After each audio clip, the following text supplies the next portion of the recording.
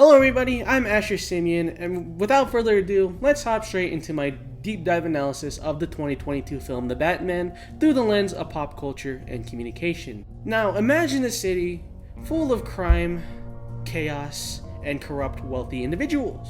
Before you say this is literally Chicago, the city that we're talking about is Gotham City, the setting of the 2022 film The Batman, and the perfect breeding ground for morally great characters and corrupt wealthy elites. Now, given the setting, our main focus in today's analysis will be on the Riddler, who is the main villain of the story and is the perfect character for a dramatistic Pentatic Analysis, and the NeoMarxist perspective, which helps shed light on the subplot between wealth and corruption. Before we dive into the analysis, we do have to go over a little bit of background information surrounding the plot and the real life context of the film. So first off, the main plot of The Batman basically goes as follows.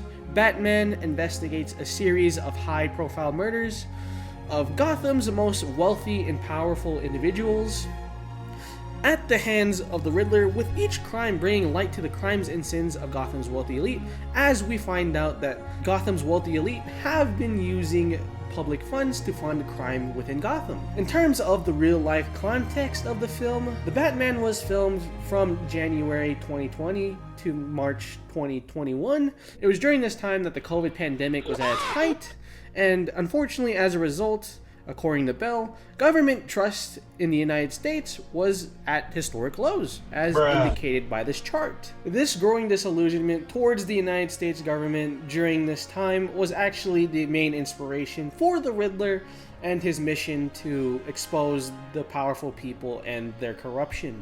So moving on to the dramatistic analysis. According to Cell, the main goal in dramatism / the dramatistic analysis is to study human motivation by viewing events as dramas. In the context of the Batman, the questions that we are asking is, why does the Riddler do what he does? Why does he break the rules? And do we forgive the Riddler for breaking those rules? And depending on if we do or don't forgive the Riddler for breaking those rules, it reveals to us what society tells us how things are supposed to be and how things are not supposed to be. In order to determine which rules the Riddler is exactly breaking and the reasons as to why the Riddler does what he does, we must do something called a Pentatic Analysis, which consists of 5 parts: act, agent, agency, scene, and purpose. So the act, or the rule-breaking behavior in question, is murder and the Riddler murdering members of the wealthy elite of Gotham. So the agent, or the person carrying out the rule-breaking behavior, is the Riddler / Edward Nashton, which is the real name of the Riddler. And the agency, which refers to the tools used to carry out the rule-breaking behavior, are things such as bombs, fire pokers, and a multitude of different weapons that the Riddler uses to murder his victims. In terms of the scene, the Batman is set in the crime-ridden streets of Gotham City.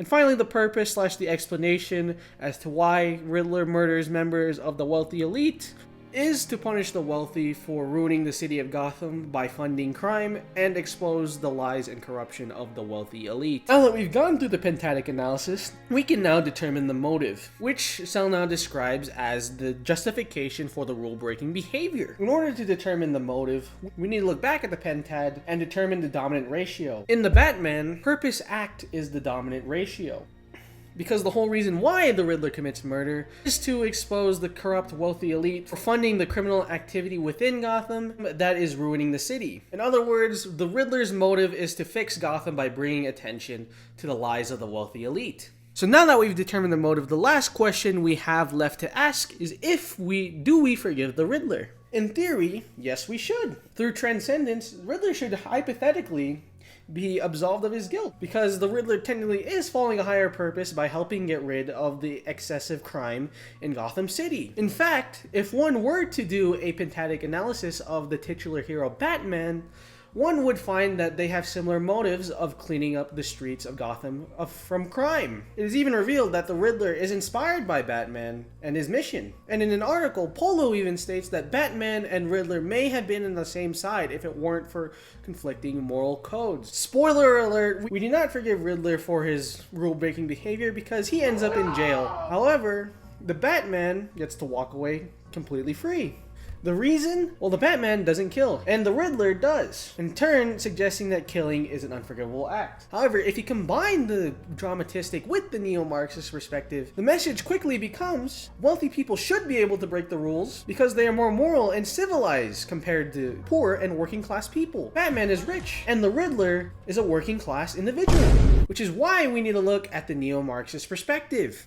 According to Selnout, the main goal of the neo-Marxist perspective is to identify how material conditions and economic practices shape dominant ideologies about who ought to be and who ought not to be empowered. The film supports hegemony / the privileging of a dominant group's ideology over that of the others, which in this case is the privileging of the dominant ideology of wealthy people, which is why the titular hero Batman represents hegemony, and the Riddler is a member of the poor and working class people, yet he's the villain of the story, thus othering poor and working class individuals. By all means, the Batman is a preferred reading that supports the dominant ideology of wealthy people. This is evident in the fact that although Batman himself doesn't murder anyone, his father and subsequently his family are involved in a scandal in which Thomas Wayne ordered the murder of a Gotham reporter to protect his image so he can become mayor and make Gotham a better place.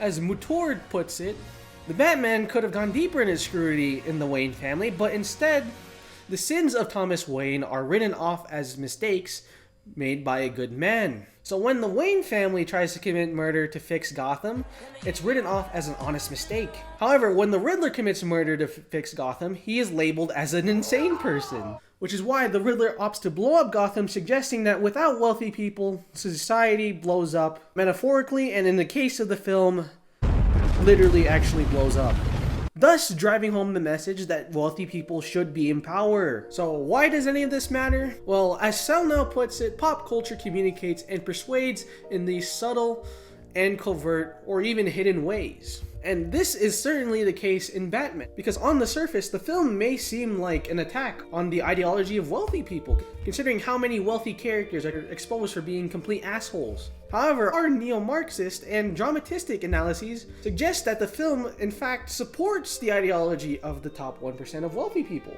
The film suggests that wealthy people should be empowered because they are more civilized and have better morals than working class and poor people.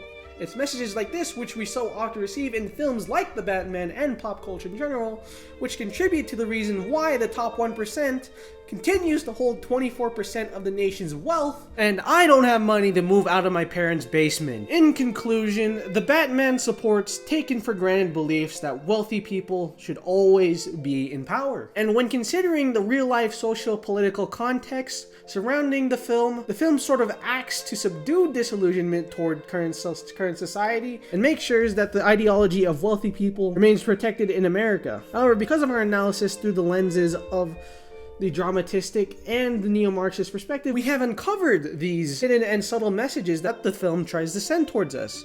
And because of that, now we have the choice to accept or deny the message based on our own ideologies and not the ideology of the people in power. Anyways, I hope you guys enjoyed the video. Here's the works cited, and I'll catch you next time. See ya!